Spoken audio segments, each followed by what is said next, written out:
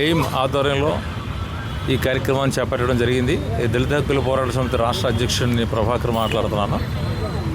దళిత సంఘాలన్నీ కూడా దీనికి మద్దతు తెలియజేస్తున్నాయి.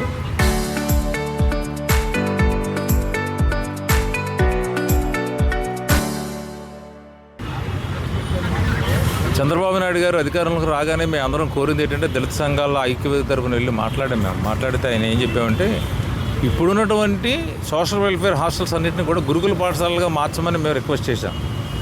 ఆయన అదంతలో పనిలే మేము చేసేస్తాం, పెద్ద కష్టమైన పని ఏం కాదు, ఇప్పుడున్న హాస్టల్ని మార్చారు కదా, రెసిడెన్సీ కింద residential schools all social welfare హాస్టల్స్ని రెసిడెన్షియల్ స్కూల్స్ కింద మార్చి నైపుణ్యం కలిగినటువంటి విద్యను అందించండి అని చెప్పేసి ఆయన కోరడం జరిగింది. ఎందుకంటే ఆయన ఎప్పుడు హైటెక్ అని ఆటెక్ అని ఈటెక్ అని ఏదో చెప్తూ ఉంటారు. హైటెక్ కావాలంటే నైపుణ్యం కావాలి, నైపుణ్యం కలిగినటువంటి విద్య కావాలా, నైపుణ్యం కలిగినటువంటి విద్యకి మమ్మల్ని దూరం చేసిన తర్వాత ఈ విద్యార్థులకు ఉపాధి ఎలా దొరుకుతుందని చెప్పేసి ఆయనే చెప్పాలా. సంపద సృష్టిస్తాను మీ అందరి మీద ఖర్చు పెట్టేస్తానని బాగా పెద్ద పెద్ద మాటలు అవి చెప్తున్నారు. ఆయన ఉన్నవి తీసేస్తున్నారు, ఆయన లేని కాదు. ఇప్పుడు ఇంకొక ఉదాహరణ కూడా మీకు చెప్పగలను. ఇప్పుడు గత 2 సంవత్సరాలుగా ఎస్సీ కార్పొరేషన్కి ₹1 కూడా నిధి ఇవ్వలేదు, ₹1 కూడా నిధి విడుదల చేయలేదు. వాళ్ళకి ఇంత గతంలో తీసుకున్నటువంటి కార్లు కానీ ఆటోలు కానీ బస్సులు కానీ వాళ్ళందరూ కూడా మొన్న 30 రోజుల పాటు మేమందరం కలిపి విజయవాడలో ధర్నా చేసాము.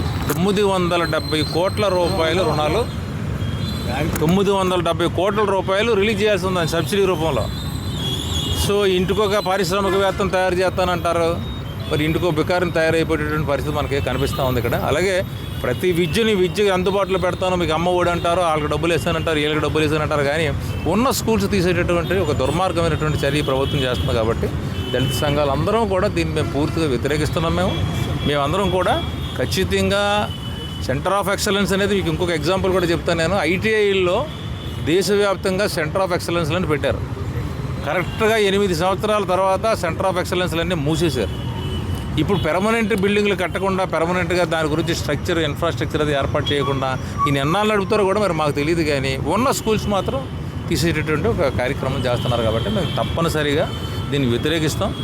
ఏం లేదంటే ఇతర దళిత సంఘాలన్నింటినీ ఐక్యంగా దీనికోసం మేము పోరాడి ఆ జీవోని మళ్ళీ రద్దు చేసేదాకా మేము పోరాటం కొనసాగిస్తామని చెప్పేసి మీ అందరికీ తెలియజేస్తాం. నా పేరు రాజశేఖర్ జల్లి, Ambedkar India mission state social media working ప్రెసిడెంట్గా ఉన్నాను. ఈరోజు ఈ కార్యక్రమం మనం అంబేద్కర్ ఇండియా మిషన్ ఆధ్వర్యంలో చేస్తున్నాం. ఎందుకంటే మేఘాద్రిగడ్డలో ఉన్నటువంటి గురుకుల పాఠశాలలో ఇంచుమించు 600 మంది బాలికలు ఉన్న గురుకుల పాఠశాలని సెంటర్ ఆఫ్ ఎక్సలెన్స్ పేరుతో ఎత్తేయడాన్ని మేము నిరసిస్తున్నాము.